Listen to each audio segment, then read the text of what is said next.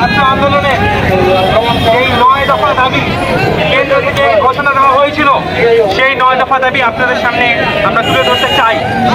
9 দফা দাবি, প্রথম দাবিটি ছিল ছাত্র হত্যার দায় নিয়ে প্রধানমন্ত্রীকে জাতির কাছে প্রকাশ্যে ক্ষমা চাইতে হবে। আইন শৃঙ্খলা রক্ষাকারী বাহিনী এবং আওয়ামী সন্ত্রাসী কর্তৃক হত্যার দায় নিয়ে স্বরাষ্ট্রমন্ত্রী, সড়ক পরিবহন সেতুমন্ত্রী, আইনমন্ত্রী এবং শিক্ষামন্ত্রীকে অবিলম্বে মন্ত্রিপরিষদ থেকে পদত্যাগ করতে হবে। ঢাকা সহ বাংলাদেশের যে সকল জায়গায় সাধারণ নাগরিক এবং শিক্ষার্থীরা নিহত, আহত এবং আক্রান্ত হয়েছে, সেই সকল জায়গায় আইন শৃঙ্খলা রক্ষার কাজে যারা নিয়োজিত ছিল তাদেরকে ব্যর্থতার দায়ে অবিলম্বে সেখান থেকে প্রত্যাহারের দাবিও জানানো যাচ্ছে। এছাড়াও বাংলাদেশের অন্যতম ঢাকা বিশ্ববিদ্যালয়, রাজশাহী বিশ্ববিদ্যালয় এবং জাহাঙ্গীরনগর বিশ্ববিদ্যালয়ে ভিসি এবং প্রক্টরদের নির্লিপ্ততার এবং ব্যর্থতার পরিচয় সুস্পষ্ট হয়, তাদেরকেও তাদের পদ থেকে অবিলম্বে পদত্যাগের দাবি জানানো হয়। এছাড়াও যারা সাধারণ শিক্ষার্থীদের উপরে নির্বিচারে গুলি করেছে এবং সাধারণ শিক্ষার্থীদেরকে আক্রান্ত করেছে, তাদের বিরুদ্ধে হত্যা মামলা দায়ের করে অবিলম্বে আটক করার জন্য দাবি জানানো যাচ্ছে।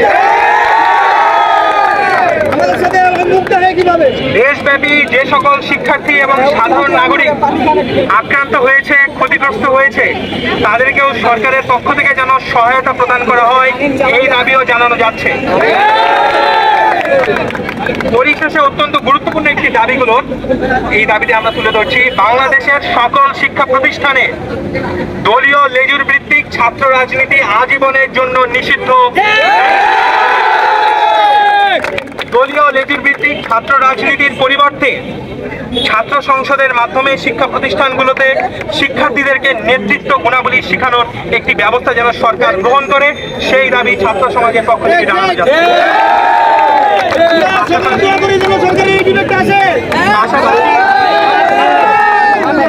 পাশাপাশি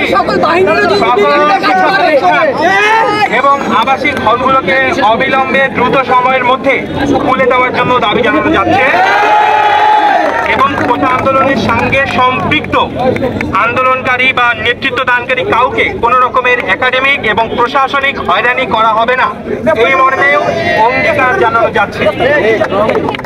এবং বিগত কয়েকদিন যাবৎ যে সকল সাধারণ শিক্ষার্থী গ্রেফতার হয়েছেন, আক্রান্ত হয়েছেন, তাদের অবিলম্বে মুক্তি দিয়ে একটি সুষ্ঠু স্বাভাবিক জীবনযাপন করার ক্ষেত্র এই সরকারকে তৈরি করে দিতে হবে।